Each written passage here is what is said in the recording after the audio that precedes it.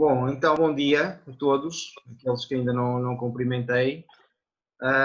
Hoje vamos começar então esta atividade, o diálogo com a Terra, que o planeta para o futuro.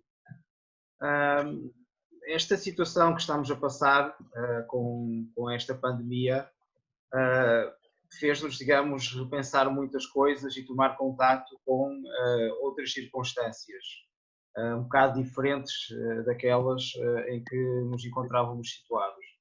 Uma das circunstâncias teve a ver com o facto de o nível de poluição que existia na Terra, o nível, digamos, de elementos que causavam muito distúrbio no planeta ter diminuído consideravelmente. Isso fez com que, por exemplo, na Índia, as pessoas que estavam numa cidade conseguissem vislumbrar uma montanha que estava a pouco menos de 15 quilómetros da cidade, que era uma coisa que já não viam há muito tempo. Na China, por exemplo, em Pequim, conseguiam-se ver o topo dos arranha-céus, que devido à poluição não se conseguia ver.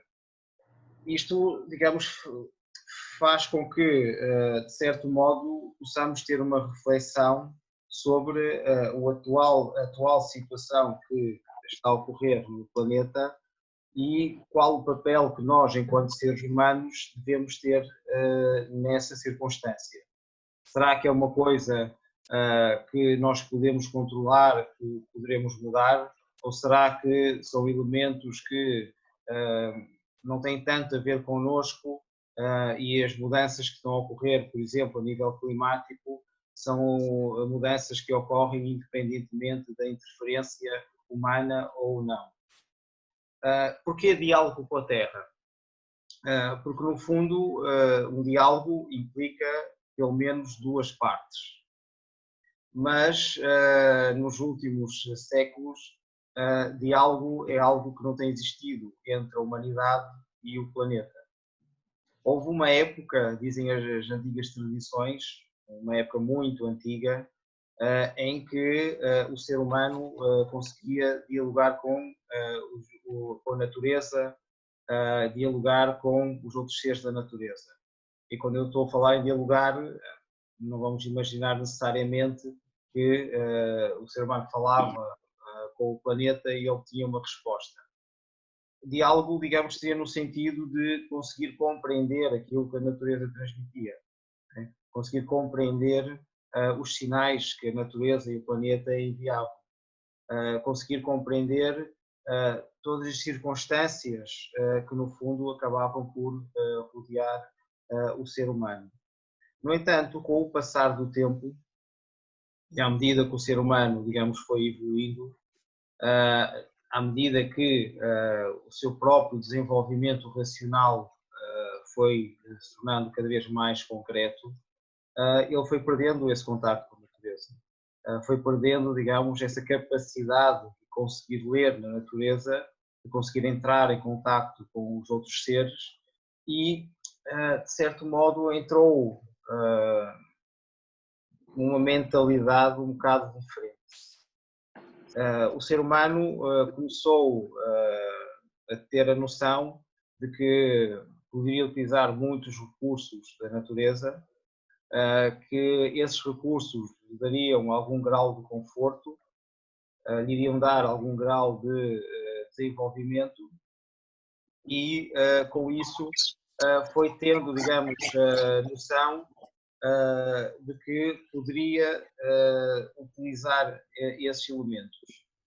E se bem que no início houvesse um certo respeito para com a natureza e ao tirar-se esses recursos procurava-se, digamos, respeitar o entorno, com o andar do tempo a mentalidade foi mudando e as pessoas começaram a pensar que a natureza estaria disponível à humanidade e que era direito da humanidade usufruir totalmente desses recursos sem pensar ou sem dar muita importância às consequências que, no fundo, isso iria proporcionar. Correto? E então digamos que o ser humano pensou que era dono da natureza e que a natureza existia para o servir. Perdeu-se um bocado aquele sentido de que o próprio ser humano faz parte da natureza. Não é um elemento à parte, não é um ser especial que não é regido pelas mesmas leis que regem a natureza. E principalmente desde que ocorreu a Revolução Industrial, estamos a falar entre 1760 e 1840, só para nos situarmos um bocadinho melhor, isso proporcionou, digamos, uma mudança muito grande a nível de desenvolvimento tecnológico. Houve coisas boas, porque realmente o facto de se ter conseguido fazer com que as máquinas pudessem trabalhar através da utilização de carvão e de vapor, é óbvio que libertou o ser humano de tarefas muito pesadas, não é? Que ao longo da história tinham que ser feitas por ele próprio, porque não havia outra maneira de ser. Com a Revolução Industrial, a maquinaria foi surgindo e isso libertou o ser humano de algumas tarefas pesadas. Outro tipo de máquinas de transporte permitiu o ser humano viajar mais rapidamente de um sítio para o outro, dentro de alguma comodidade, e essa comodidade foi melhorando ao longo dos tempos, e isso foi fazendo com que ele também conseguisse aceder a certos recursos que antes estavam inacessíveis.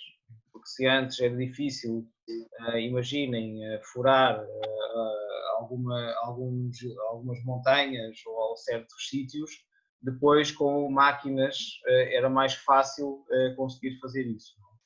Isso foi então fez com que gradualmente aquele elemento de busca de elementos que concedessem uma maior comodidade ou maior conforto ao ser humano se fosse acentuando. Ou seja, não foi de uma vez só, não é? Mas à medida que o ser humano ia puxando do fio, ia conhecendo cada vez mais recursos, ia conhecendo como transformar as matérias para criar elementos que o ajudassem na sua sociedade, não é? E que houvesse, digamos, mais conforto, fez com que gradualmente aquilo que é, digamos, a natureza em si, todo o seu entorno, acabasse por se ver como um recurso ilimitado. E então toda uma série de buscas foi feita no sentido de conseguir aceder a esses recursos. No século XIX, inícios do século XX, houve uma grande corrida para conseguir chegar a vários tipos de minérios, vários tipos de madeiras, por exemplo, quer fosse para a construção de móveis que depois eram exóticos e caros, quer minérios para conseguir para conseguirem produzir ligas metálicas e mais tarde outros elementos mais relacionados já em pleno século XX com a eletrónica, e então o planeta, digamos que acabou por ser praticamente devastado e eu diria que deixou de haver um diálogo com a natureza e passou a haver só o monólogo da humanidade. Porque a natureza depois foi emitindo os seus sinais. As coisas, com a Revolução Industrial, a emissão de carbono, por exemplo, a atmosfera cresceu de uma forma drástica, foi uma coisa imensa, e então nesse sentido, a partir daí, digamos que o planeta começou a sofrer com um impacto que começava a ser demasiado grande da ação humana. No entanto, as coisas no início ou seja, não se conseguia muito vislumbrar as consequências disso. Não é? E só mais ou menos em 1950 é que já observando algumas transformações que tinham ocorrido a nível atmosférico, é que o aquecimento global, por exemplo, foi admitido pela primeira vez como sendo um problema. Já estamos a falar de há 70 anos atrás. E então, nessa altura, falou-se um bocado dessa problemática. É interessante porque, no fundo, quando se assume alguma coisa ou quando se tem consciência de alguma coisa, já é meio caminho para se conseguir caminhar para a solução. Se eu não tenho consciência de nada ou não assumo que há um problema, como é óbvio, não vou conseguir solucionar nada porque não estou a admitir problema algum. Neste caso, admitiu-se, digamos, que haveria um problema e começou-se a pensar numa forma para conseguir mudar o curso dos acontecimentos. O certo é que, pelo menos em 50 anos, praticamente nada foi feito. Os países andavam muito em competição uns com os outros para tentar ter um ganho tecnológico e com isso conseguir impulsionar a sua economia, em conseguirem, digamos, ter prevalência uns sobre os outros e, como é óbvio, esse pensamento de conseguir ou de não utilizar os recursos naturais e ter, digamos, todo um sentido de respeito pelo planeta não era algo que estivesse minimamente presente na consciência dos governantes. E, portanto, só em 97 é que foi firmado o primeiro protocolo de Kyoto, em que se falava que tinha que haver uma redução de gases para a atmosfera para não causar um aquecimento global muito acentuado. Nessa altura, apontava-se que 2 graus de aquecimento global, que já era uma situação no limiar da catástrofe. Ou seja, falava-se que com esses 2 graus iria haver muitas cidades inundadas, que havia possibilidade de existir muitas secas que fossem destrutivas, ondas de calor e por aí fora. No entanto, se repararmos, desde 97 até agora também pouca coisa foi feita. Não é? Se lermos notícias, se estivermos atentos ao nosso redor, basicamente não houve muito que tivesse sido feito. Em 2015 houve um outro tratado que foi assinado, o Tratado de Paris, também a ver com estas questões climáticas, em que se, digamos, estabeleceram metas para que os países tivessem que atingir, particularmente em termos de poluição para as águas e também em termos de emissão de gases, mas dos 195 países que assinaram esse tratado, somente 7 é que estão dentro da faixa estabelecida. Por curiosidade, são o Butão, a Costa Rica, Etiópia, Filipinas, Gâmbia, Índia e Marrocos. Ou seja, esses são os 7 países que, no fundo, cumprem as metas que foram estabelecidas no Tratado de Paris. Todo o resto dos 195, ou seja, os 180 e pico países, nenhum deles está a cumprir com esses objetivos. Como é óbvio, isso faz com que a situação do planeta acabe por não melhorar e as coisas, digamos, vão continuando a evoluir. Tanto é que aquilo que se tem falado ultimamente é que até 2100, mesmo mantendo um aumento da temperatura abaixo dos 2 graus centígrados, já existe uma tal quantidade de carbono na atmosfera que essa quantidade de carbono é similar à quantidade que existia na Terra há 16 milhões de anos. Ou seja, há 16 milhões de anos existia qualquer coisa como 500 partes de carbono por milhão. Mas nessa altura as condições do planeta eram totalmente diferentes. Por exemplo, as águas tinham 40 metros de altura em relação à época atual.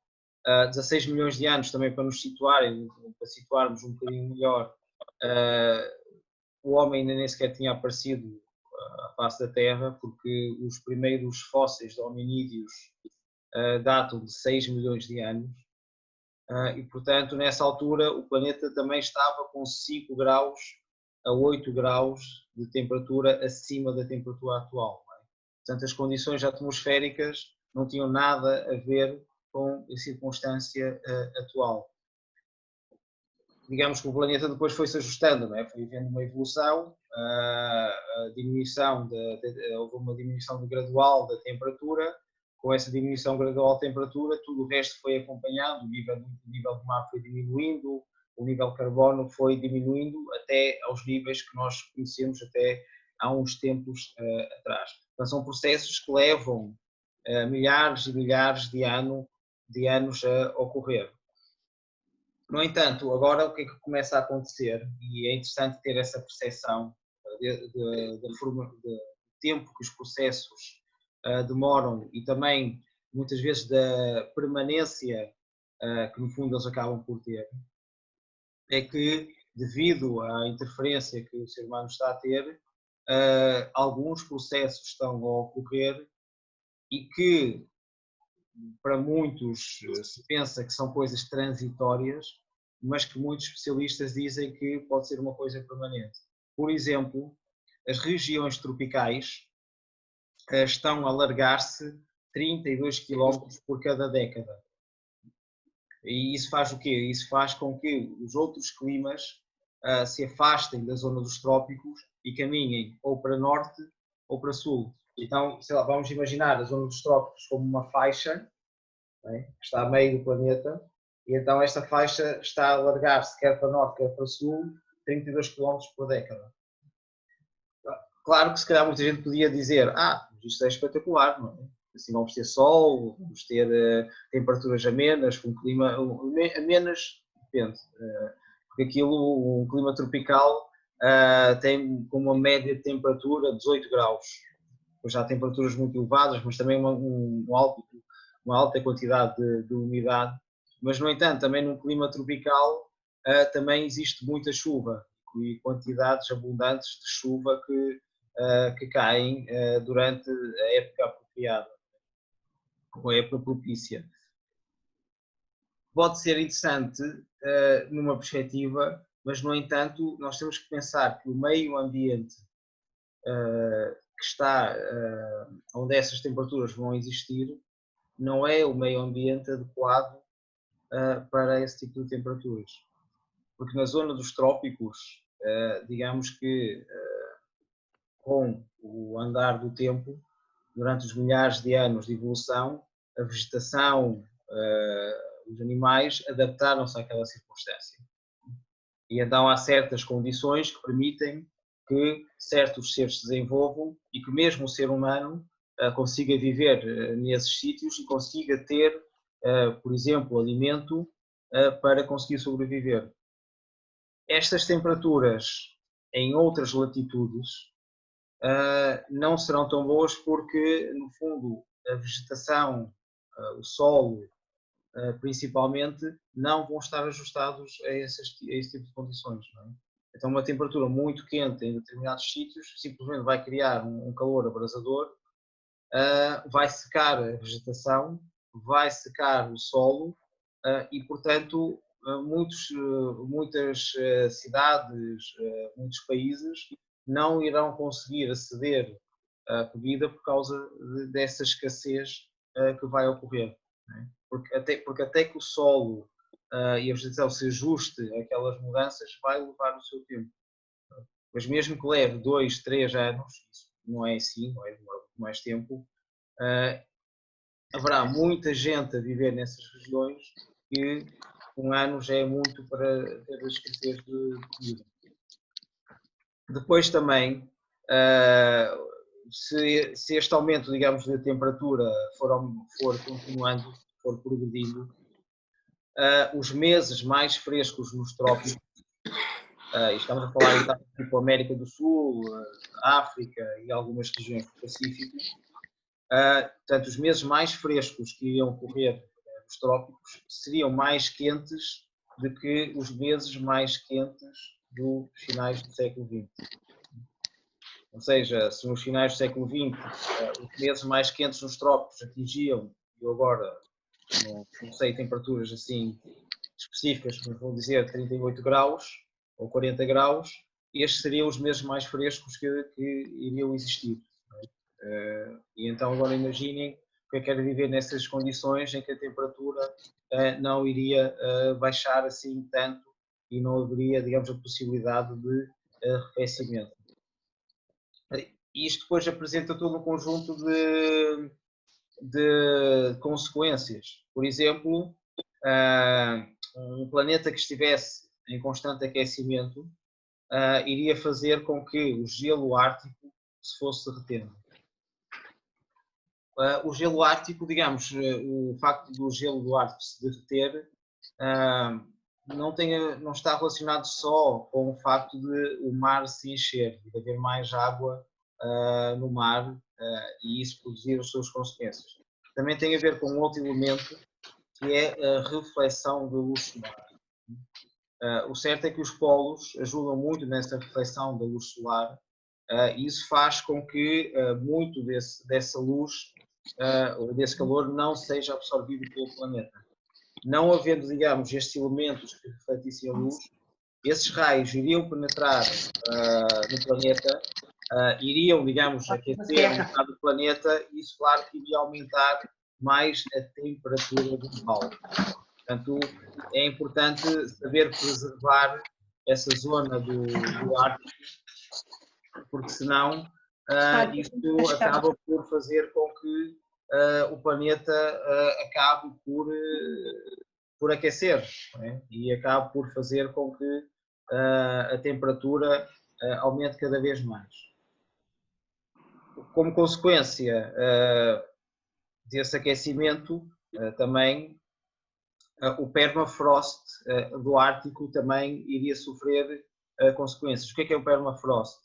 O permafrost é um tipo de solo que é encontrado na região do Ártico e que é constituído por terra, por gelo e por rochas que estão permanentemente congeladas. Por cima desse permafrost é que estão as camadas de gelo que nós vemos quando vamos ao Ártico. No inverno, essas camadas de gelo conseguem ter até 300 metros de profundidade. No verão, normalmente podem ter até 2 metros, 3 metros de profundidade. Então, por baixo dessa camada de gelo é que existe essa camada permanente de gelo, rocha, que estão congelados. O problema é que esse permafrost tem qualquer coisa como 1,8 trilhões de toneladas de carbono armazenadas nele, que é mais do dobro da quantidade que agora está suspensa na nossa atmosfera. Então, acho que vocês conseguem imaginar, se nós, com esta quantidade de carbono que está na atmosfera, estamos a ter os problemas que temos, e neste momento a temperatura aumentou qualquer coisa como 1,2, 1,3 graus, portanto nem sequer chegamos aos 2 graus que foi referido anteriormente, e está a causar todos estes problemas. Imaginem o que é se esse permafrost for derretendo e toda essa quantidade de carbono armazenada for começando a passar para a atmosfera, não é? Acaba por ser um elemento bastante preocupante e que muitas vezes não se fala, mas que é um elemento importante a ter em atenção. Até porque se isso acontecer e como consequência houver um aquecimento mais acentuado, a verdade é que mesmo as espécies vegetais iriam acabar por sofrer consequências disso, não é? Porque a capacidade, digamos, das plantas de conseguirem se regenerar ia baixar, porque um planeta quente, digamos que faz, através da própria transpiração das plantas, digamos que suga esse elemento e então isso vai causar com que as plantas tenham muito maior dificuldade de adaptação e se não há plantas, não há de haver muitos animais, se não há muitos animais, também não há de ocorrer, não há de o ser humano ter possibilidade de alimentação e por aí fora. Outro elemento que é interessante, e eu estou-vos a transmitir, digamos, estes dados para, no fundo, termos um bocado de conhecimento da situação e ter um bocado de noção do cenário onde nos encontramos, é que por cada grau de aumento de temperatura, a atmosfera vai reter mais 7% de água. Isto faz o quê? Isto faz com que a superfície da Terra acabe por ficar mais seca. Isso vai criar uma maior precipitação, só que essa precipitação vai acontecer de uma forma desigual. Porque não seria se calhar mau se a precipitação caísse de uma forma distribuída por todo o planeta. O que acontece é que isso não ocorre assim. Ou seja, certas zonas que já têm uma precipitação acentuada iriam sofrer de uma precipitação ainda mais acentuada e isso iria incluir o aparecimento de ciclones, por exemplo, e de várias tempestades, que é aquilo que, por exemplo, está a acontecer num certo território dos Estados Unidos, como aconteceu, por exemplo, em Nova Orleans com o furacão Katrina, e é o que acontece muito no sul da Ásia com a quantidade de ciclones e de tempestades que ocorrem, digamos, de uma forma mais frequente. Porque é certo que essas tempestades e esses ciclones ocorriam no passado, mas com a intensidade que tinham, era algo que acontecia ocasionalmente. Não era uma coisa que acontecesse anualmente, por exemplo. Se calhar uma vez em cada década ou em cada década e meia. O que acontece agora é que acontecem com muito mais frequência e, óbvio, isso faz com que as populações que habitam aquela zona, quer dizer, não tenham a possibilidade de ter uma vida estável, porque a partir do momento em que conseguem estabilizar, no ano seguinte lá vem outro ciclone, lá vem outro elemento que acaba por derrubar tudo. O elemento interessante também tem a ver com o facto de o nosso planeta ser formado por 70% de água, ou seja, 70% do nosso planeta é coberto de água. Desses 70%, só pouco mais de 2% é que é água doce. E isto é importante porquê? Porque desta água doce, só praticamente 1% é que está acessível ao ser humano. Os especialistas dizem que esse 1% é suficiente para a quantidade de pessoas que vivem neste momento no planeta.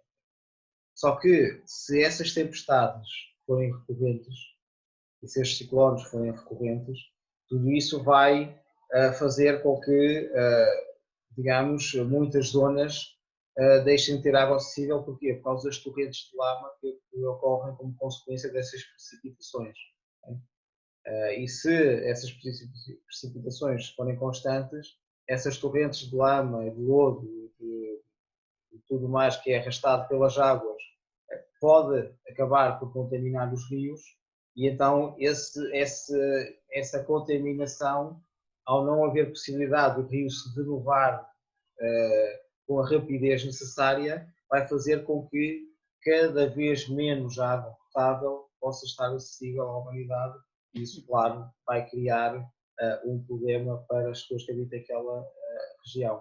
Porque nós não podemos pensar que o facto de haver precipitação vai nos salvar da água, da escassez da água. Poderia, se houvesse uma maneira de captar muito bem essa precipitação, por mais intensa que ela fosse, e essa água depois conseguisse ficar disponível para as pessoas. Mas como neste momento isso não existe, ou pelo menos nos sítios, ou nas notícias que vejo e naquilo que li, sempre que há precipitações fortes, muitos sítios são arrasados, certas encostas, casas que estão em encostas de montanhas, muitas vezes de aldeias, são levadas pelas águas. Portanto, vê-se muito mais uma consequência negativa do que propriamente uma consequência positiva desse alto grau de precipitação. Outro elemento que também acaba por ser uma consequência grave deste aumento do calor é o facto do oceano também aquecer, e o facto do oceano aquecer faz com que, como consequência, o fitoplâncton também acaba por deixar de existir. E o fitoplâncton é um elemento bastante importante para a produção do oxigênio. Na realidade, o oxigênio é produzido muito mais pelo fitoplâncton do que pelas árvores ou vegetais que existem na Terra. Porque o fitoplâncton é responsável pela produção de mais de 50% de todo o oxigênio que existe na Terra. Enquanto que as plantas não chegam a produzir isso tudo. Claro que é importante ter árvores, é importante ter vegetação para que também elas possam, digamos, participar nesse processo e também, digamos, são espécies, são seres que fazem parte da natureza. Mas, no entanto, muitas vezes dá-se demasiada importância às árvores sem pensar que a grande fonte de oxigênio para o planeta é o fitoplâncton. E aqui, digamos que entra um pequeno pormenor, que é, muitas vezes fala-se que, pronto, há que plantar mais árvores, mas se o planeta aquecer e não houver uma maneira de conseguir, digamos, impedir esse aquecimento, há que pensar que as árvores são um grande reservatório de carbono. Porque o que é que as árvores fazem? Respiram carbono da atmosfera e emitem oxigênio.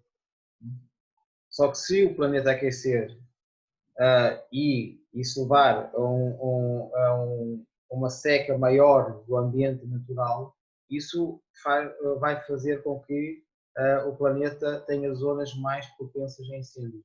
E é aquilo que tem ocorrido ultimamente. Não sei se recordam do grande incêndio que houve na Austrália há uns meses, os grandes incêndios que têm acontecido, por exemplo, na zona oeste dos Estados Unidos, na zona de Los Angeles, por exemplo, que têm tido uma intensidade muito grande, que demoram um tempo imenso para conseguirem ser apagados. E isso, qual é o grande problema?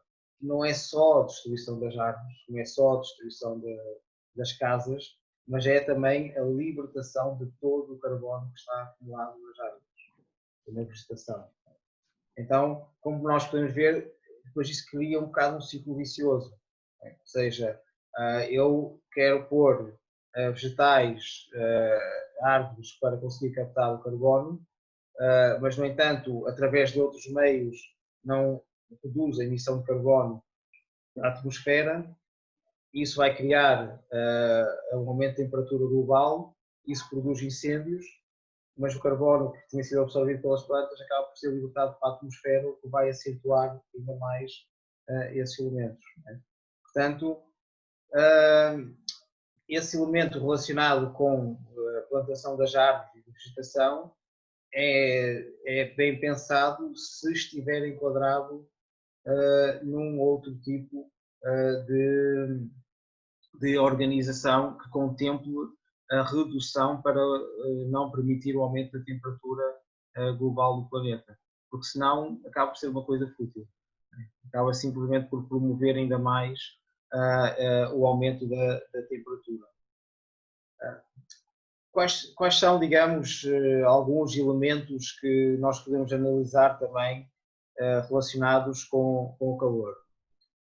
Há uma entidade que é o painel intergovernamental para as mudanças climáticas, que, digamos, segue com atenção tudo isto que tem acontecido e monitoriza essas mudanças para ter uma noção do que é que se poderá fazer. E nos seus estudos, ou num dos seus estudos, dizia-se que se a humanidade mantiver este nível de vida, até 2100 o planeta poderia aumentar até 4% da temperatura. Se calhar agora nós pensamos, 2, 3, 4% é indiferente, não é? Se calhar é quase como agora estão 23 graus, por exemplo, se tiver 24 ou 25, a pessoa aguenta. O que acontece é que quando nós falamos em termos de temperatura global, cada grau conta. E eu arranjei aqui uns cenários só para, digamos, dar um bocado um enquadramento e, digamos, podemos, digamos, ter uma melhor uma consciência das consequências. Mas, por exemplo, uma das coisas que, um cenário, digamos, drástico, péssimo, era a Terra até 2100 atingir 7 graus de temperatura. Mas isso seria um cenário já um bocado catastrófico. Com esses 7 graus, por exemplo, uma coisa tão simples como o corpo arrefecer ia ser praticamente impossível em algumas regiões. O corpo humano e o corpo dos animais é uma máquina térmica, não é? Que aquece. E é necessário, digamos, haver sempre um arrefecimento dessa máquina, por assim dizer, para que o ser consiga sobreviver. Não é? Nós vemos isso, por exemplo, quando vemos os cães a arfar, muitas vezes estão a refrigerar-se. Os cães que têm muito pelo durante o verão têm muita dificuldade e muitas vezes vemos eles com a língua de fora e a arfar, porque é uma maneira de procurar refrigerar. E, portanto, para acontecer essa refrigeração, tem que haver uma permuta entre o calor do corpo e a temperatura mais fresca do ar. É assim que acontece a refrigeração, porque, no fundo, a temperatura que está no ar acaba por extrair um bocado do calor da epiderme do corpo humano e então a temperatura acaba por baixar. Com 7 graus de temperatura, isso seria praticamente impossível em muitas regiões do planeta, porque não havia o frio suficiente no ar para permitir que o corpo arrefecesse. E até, pronto, isto é uma imagem assim um bocado, se calhar, como é que é dizer, catastrófica ou um bocado impactante, mas no fundo, em muitos sítios, o que iria acontecer era que o corpo iria ficar cozido por dentro e por fora, porque a temperatura gradual, ou seja, ao não poder arrefecer, o corpo ia ficando cada vez mais quente e os seres, lá, não era só o ser humano, iam gradualmente cozer-se em lume brando, por assim dizer, não é? Que é uma imagem que é muito negativa. Se baixarmos um grau, a 6 graus, por exemplo, certas zonas do planeta, como por exemplo Nova Iorque, teriam a temperatura do Bahrein, que é uma das zonas mais quentes do planeta.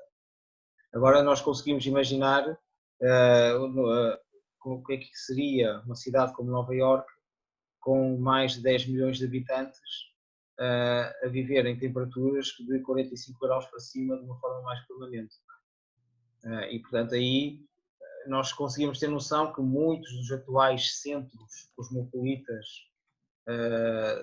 que existem ao longo do planeta, se calhar iriam sofrer impactos muito grandes e que tipo de mudanças é que teria que existir. Até porque, por exemplo, as grandes cidades têm um problema que muitas vezes também não é referido, que é o concreto. Ou seja, todas as nossas cidades têm pavimentos para os carros passarem e para além da própria estrutura de alguns edifícios, e todos esses elementos aquecem uma cidade. Em cidades, por exemplo, ou melhor, em sítios onde há muito calor, isso até se pode constatar em Portugal, no verão, em pleno verão, quando o sol está muito ardente, se nós pusermos um bocado a mão no pavimento, muitas vezes sentimos esse calor. Não é? E aquilo em certas zonas queima mesmo. Esse calor fica acumulado e normalmente é durante a noite que esse calor é libertado. Agora, se há um calor excessivo, mais quente vão estar esses elementos, mais calor vai ser libertado durante a noite, o que vai fazer com que as pessoas, mesmo durante a noite, não tivessem a capacidade de dormir convenientemente por causa do calor existente. Claro, diziam, mas aí o que nós temos que fazer é ter mais sistemas de refrigeração. Sim, verdade. A questão é que depois também esses sistemas de refrigeração iriam produzir também mais gases de estufa e isso também não iria contribuir para a melhoria de situação do planeta. Vamos baixar mais a temperatura e passamos então para os 4 graus que foram referidos como a temperatura máxima, digamos, que o IPCC transmitiu. Neste cenário, diz-se que um verão normal teria temperaturas similares à onda de calor que ocorreu na Europa em 2003. Então, em 2003, essa onda de calor matou qualquer coisa como 35 mil europeus e fez com que, por exemplo, países como a Itália atingissem temperaturas entre 38 e 40 graus durante várias semanas consecutivas. Como é óbvio, isso acaba por causar muitos problemas. E mesmo um país como o Reino Unido, cujas temperaturas muitas vezes nem sequer chegam aos 30 graus, teve temperaturas de 38 graus. Com 4 graus também, dizia-se que as florestas tropicais praticamente seriam transformadas em savanas, que iam secar e não ia haver, digamos, água para tudo. E que a mortalidade ligada ao calor aumentaria qualquer coisa como 9%. E isso iria fazer com que, e estamos a falar de 4 graus, não é? Que a a vida no planeta fosse extremamente complicada devido a essas circunstâncias. E, portanto, nesse sentido, nós podemos ver como é que o ser humano deve procurar dar atenção àquilo que está a fazer no planeta. Porque tudo isto são cenários, tudo isto são projeções, mas são projeções feitas com base naquilo que está a acontecer no mundo. Porque consegue-se ter um bocado uma noção da progressão que pode existir na forma como a temperatura vai evoluindo. E aqui eu estou a focar muito nessa parte da temperatura, mas depois também tem muito a ver com a poluição que é feita no próprio planeta, seja a forma como poluímos os oceanos com plásticos, com detritos das fábricas e por aí fora, também contribui para que a vida no planeta comece a ser um bocado insustentável. O que acontece é que uma parte da humanidade, digamos que não tem tanto consciência disso, ou se calhar também não quer ter tanto consciência disso.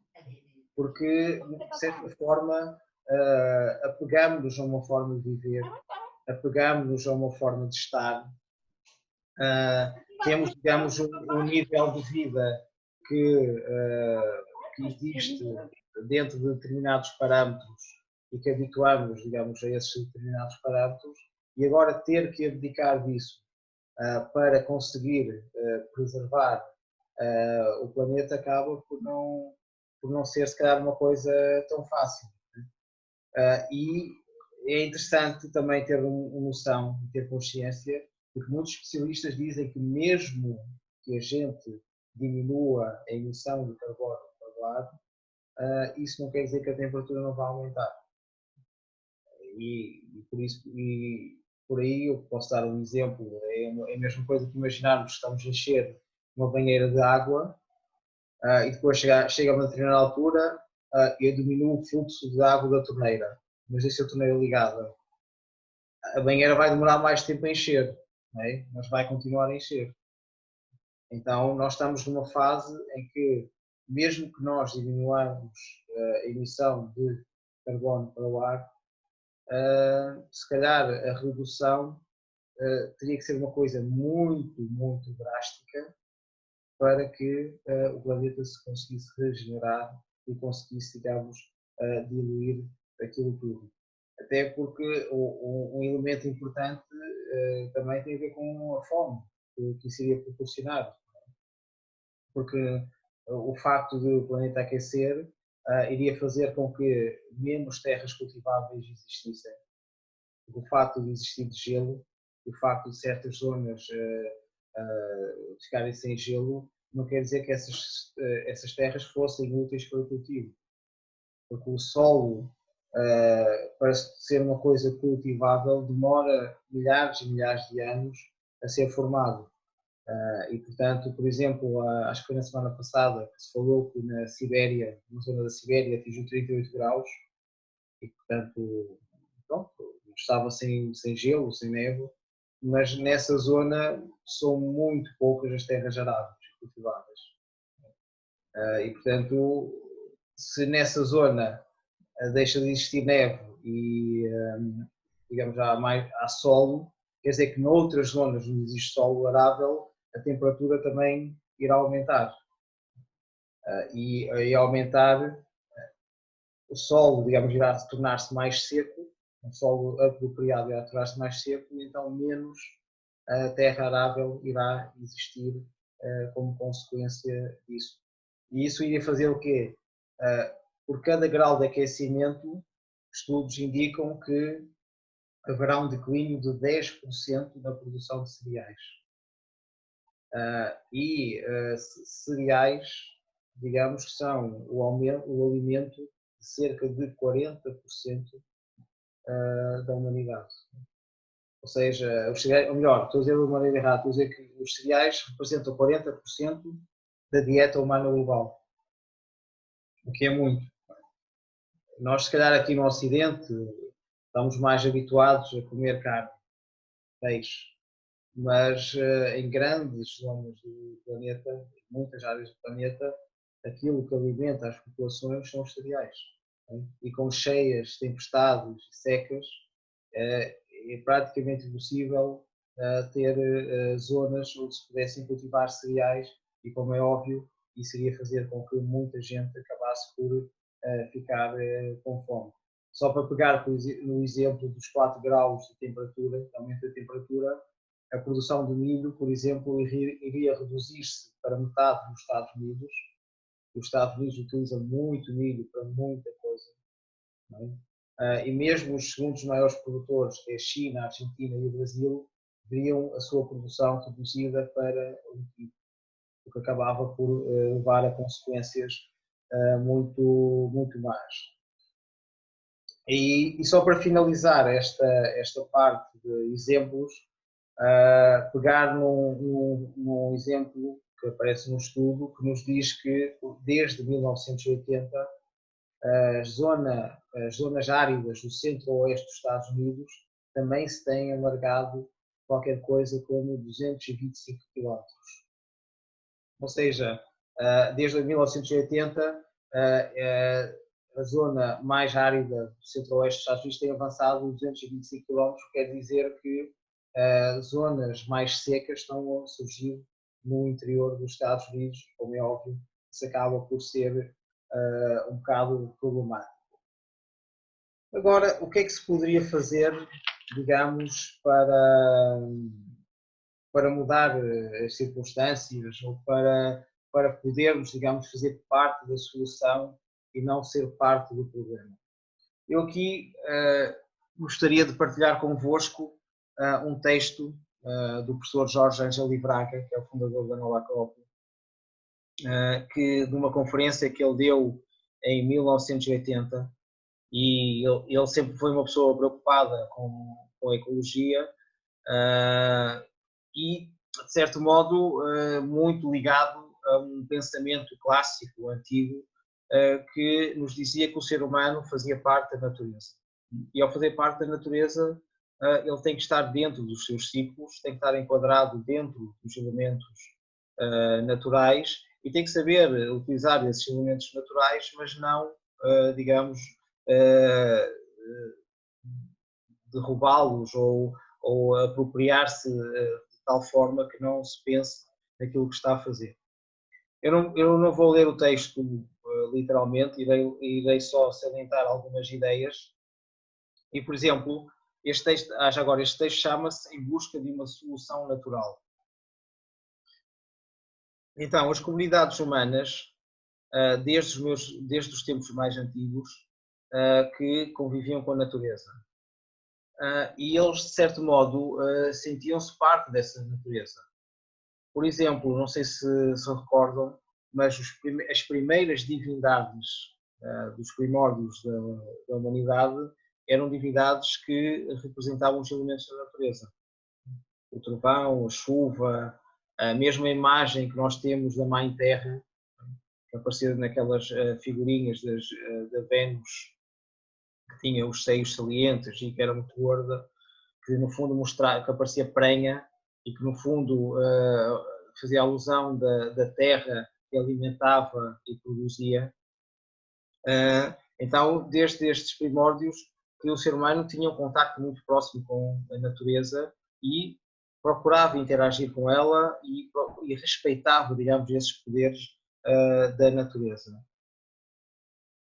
Ele diz, o professor Livraga, que havia como que um secreto instinto no ser humano de que o seu império sobre os minerais, sobre os vegetais e sobre os animais estava ligado inexoravelmente ao seu ambiente cósmico, ou seja, que o seu próprio corpo e a sua própria psique estavam ligados àquilo que acontecia em seu redor. Não é? Ou seja, não era uma coisa desvinculada não é uma coisa de os animais, as plantas, toda a natureza vive num ritmo e vive dentro de uma determinada lei e eu, o ser humano, vivo dentro de outra lei. Não era isso. Ou seja, havia uma percepção de que ele próprio estava inserido dentro disso. E, digamos, ao viver dentro dessas circunstâncias, havia uma preocupação, digamos, em conseguir aproveitar os elementos e conseguir, digamos, interagir com eles de uma maneira bastante salutar. Então, as primeiras civilizações, quando surgiram, foram concebidas em colaboração com a natureza e não em luta contra a natureza. Ou seja, não se procurou construir civilizações que, como é que é dizer, violassem a natureza, mas procurando aproveitar os elementos mais naturais, assentar os elementos necessários para a evolução do ser humano. E ele então pega no exemplo da civilização romana. Ele diz que, no fundo, seria um exemplo de uma civilização natural, haverá outras, mas ele aqui cita Roma. E então ele diz que a civilização romana é um verdadeiro modelo de civilização natural dentro das possibilidades que até agora a humanidade demonstrou.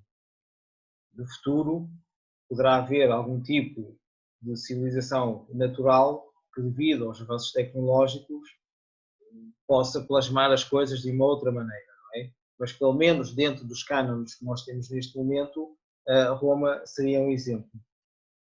E ele salienta que foi um modelo de civilização que estava muito bem inserida na natureza. E dá-nos aqui alguns exemplos. Por exemplo, a civilização romana transformava, isto, ele dá esses exemplos de acordo com as descobertas arqueológicas que tinham ocorrido na altura, que a civilização romana transformava os elementos naturais sem os destruir e sem contaminar o meio ambiente. Por exemplo, os seus templos eram de madeira e pedra. Ou seja, aproveitavam as coisas que estavam em seu redor e esses elementos, quando o templo, por exemplo, fosse destruído ou quando o templo fosse abandonado, digamos, voltavam a ser inseridos dentro da natureza. Demorava, se calhar, o seu tempo a perder a forma, a deixar de ser aquele edifício, mas não contaminava a natureza porque faziam parte dos elementos que já existiam na natureza.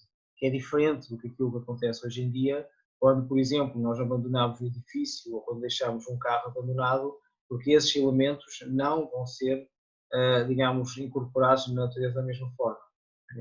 Esses elementos como o metal, o plástico e outras coisas, mesmo o vidro, uns não se deterioram assim e outros até que serem eliminados pela natureza demoram milhares e milhares e milhares de anos e acabam por contaminar a natureza e a fazer com que algumas mudanças possam ocorrer no no sistema.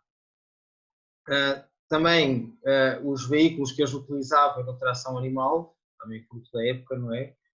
E se bem que fossem menos velozes e menos cómodos do que os nossos motores, os nossos carros, no fundo, aquilo que eles consumiam era simplesmente coisas naturais. Ou seja, os animais comiam pasto e esse pasto, ao ser ingerido, depois voltava à natureza sobre a forma dos dejetos que lançavam. Que é aquilo que não acontece, por exemplo, com os nossos veículos, porque no fundo os nossos veículos alimentam-se de combustível fóssil, mas esse combustível fóssil está a poluir e muito o ar e, portanto, quanto mais, digamos, se utilizar, pior será para a atmosfera. Depois também a sucata que era gerada pela civilização romana, da sua mitologia, como era baseado em misturas muito simples de metais, não eram ligas que eram feitas de uma forma muito complexa, eram coisas muito naturais, acabavam por ser decompostos e voltar à natureza e havia a capacidade da natureza de voltar a reabsorvê-los. Ou seja, se nós criarmos ligas que sejam demasiado complexas, a natureza não tem a capacidade de conseguir como é que é dizer, dividir isso e reabsorver. Enquanto se for uma mistura simples, tipo, não sei, bronze e estanho, se calhar aquilo como já é uma coisa o mais natural possível, acaba por ser reabsorvido. Outro elemento, por exemplo, é que as suas fontes lançavam jorros de água cristalina a muitos metros de altura, sem recorrer a outro motor que não os vasos comunicantes que levavam, pela força da gravidade, à estabilização dos líquidos. Ou seja, havia uma série de vasos comunicantes que, através da sua própria ação, faziam com que a água passasse de um recipiente para outro e isso depois produziria a força suficiente para lançar esses jorros de água. Ou seja, não havia nenhum mecanismo eletrónico que fizesse isso.